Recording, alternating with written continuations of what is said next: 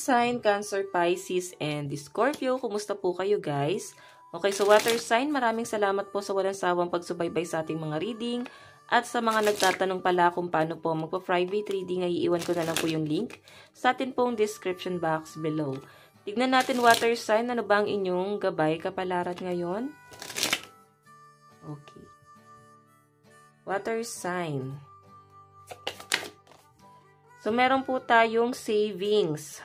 Ayan. Yung iba sa inyo guys, siguro may pag-ipon or pwedeng may patungkol sa ipon. Kayo parehas ng person mo. Pwedeng may pag-uusap kayo patungkol sa mga ipon. Ayan. And may nakikita ko guys na medyo nagiging defensive yung energy. Ayan. May tumatanggi sa pera, sa tulong, sa opportunity. Maaring hindi gano'n tinatanggap. So, water sign ang sinasabi sa akin, parang kailangan yun kailangan yun ng person mo magtulungan, no? Kailangan yung magkaroon ng give and take.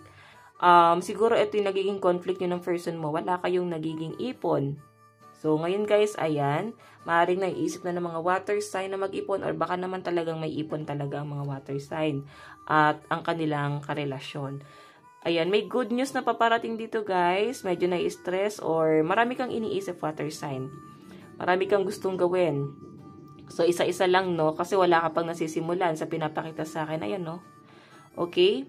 Yung iba sa inyo guys, nagpaplano ka na magpundar. Pwedeng bumili ng bahay, lupa, property, or pwedeng sasakyan. Yun nga lang guys, ang dami mong iniisip ngayon. Saan mo sisimulan? Ngayon at nag-iisa.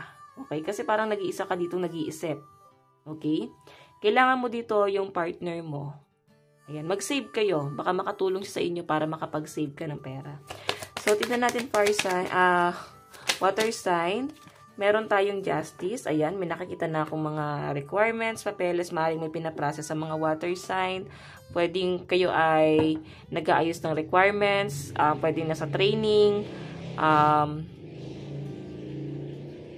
Ayan, pasensya na sa dumadaan. Pwede rin naman guys na may plano siguro kayong mag-travel sa malayo. Baka mag-apply abroad. Trabaho abroad, no? And I think sacrifice yung ginagawa nyo ng person mo. Kasi hindi naman habang buhay laging nasa malayo, no? Kaya siguro nagpaplano kayo mag-save ng pera. Okay? Para magkaroon na guys ng stability. Siguro napoprostrate na yung isa sa inyo na para bang, oh, diba, ganito ganyan. Mag-save tayo para pagdating ng araw. Okay? So, ayan. Tignan natin water sign. Or pwede ikaw to. Pwede na sabihan ka ng mga magulang mo na mag-save ka. Okay, mag-ipon. Kasi para pagdating ng araw, meron kang uhugutin. Okay. Tignan pa natin guys. Meron po tayong blind, awkward, unknown, vision, and vision problem. Iba sa inyo guys, siguro nagkakaroon ka ng problema, no? Hindi mo masyado nakikita yung realidad. Hindi mo nararamdaman kung ano yung nangyayari sa realidad. So, water sign, hindi mo pa siguro ganun nararamdaman. Alam mo sa sarili mo, pero siguro guys, yung iba sa inyo, hindi mo masyadong ina-absorb kasi ayaw tanggapin yung pagkakamali. May nakikita akong swerteng paparating sa inyo guys. Swerte, okay, lalo na sa mga in relationship guys, ay nakikita ko may partnership sa inyo ng person mo. Kumbaga parehas kayo guys, magkakaroon ng success pagdating sa mga bagay-bagay. Yun nga lang guys, ito yung nagiging hadlang nyo. Siguro hindi kayo nagkakasundo ng person mo. Ayan, confinement. Nagkaroon guys ng conflict sa inyong dalawa. Okay, so tignan pa natin. Okay, so water sign, ang lucky number mo is 49, 11, and 9.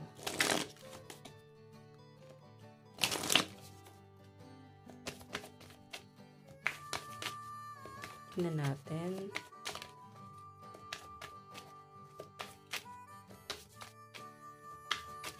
Okay, so guys, meron tayong detoxify. Kailangan mo daw muna mag-isip-isip.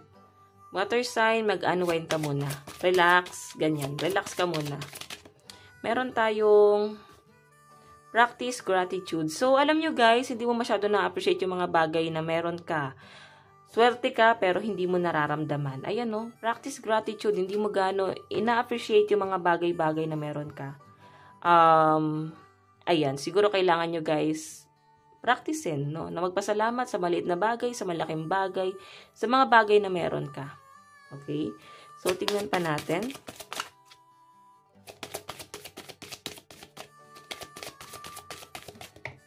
Okay.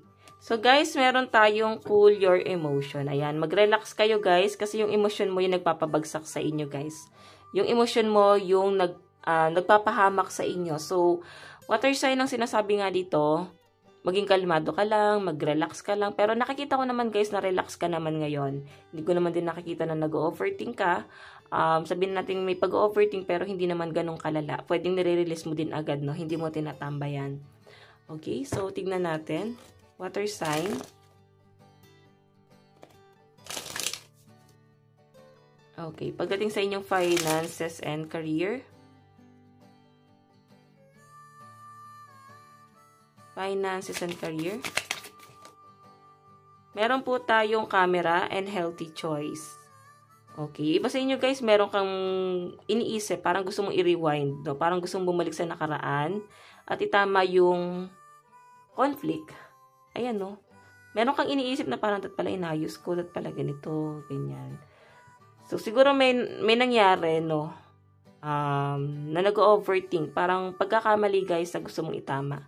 Nga lang, guys, hindi mo na yan may tatama kasi nangyari na sa past. Kaya mo lang siyang itama sa kasalukuyan na. Okay? Tingnan pa natin.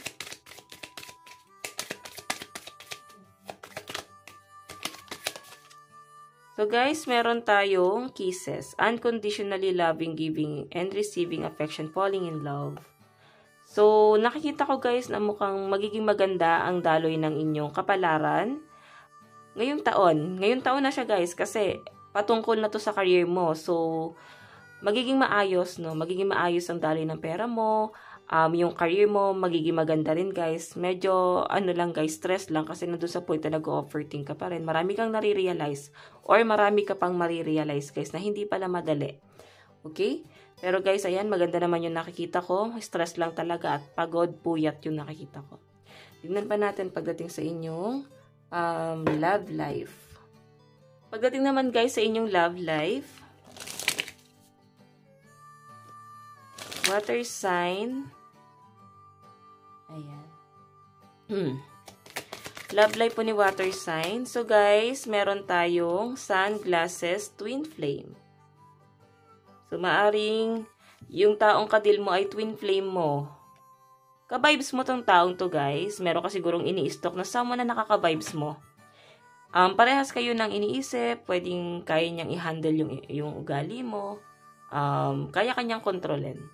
Okay, or pwedeng na-under mo siya guys. Ini-stock mo siya siguro ngayon at parang hindi kayo guys nagkatuluyan kasi twin flame bihira magkatuluyan to guys. Someone from the past, I think patagal na kayong hiwalay, mga taon na, pwedeng ex-wife, ex-husband.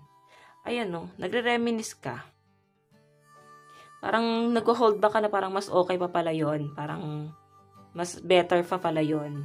Okay?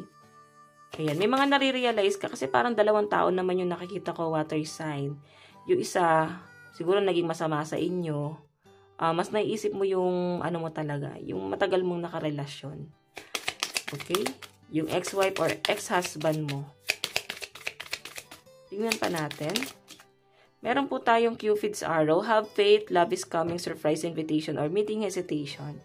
So guys, sa nakikita ko, kung nagkakaroon ng conflict sa inyo nitong taong to, meron ako nakitang pagkikita rito. Okay? So ngayon, chill ka lang muna dito kasi pwedeng maayos pa yung mga problema sa inyong dalawa. Or pwedeng new person na yung nakikita ko rito guys na paparating sa inyo. I know, I like you. Someone na may gusto sa inyo.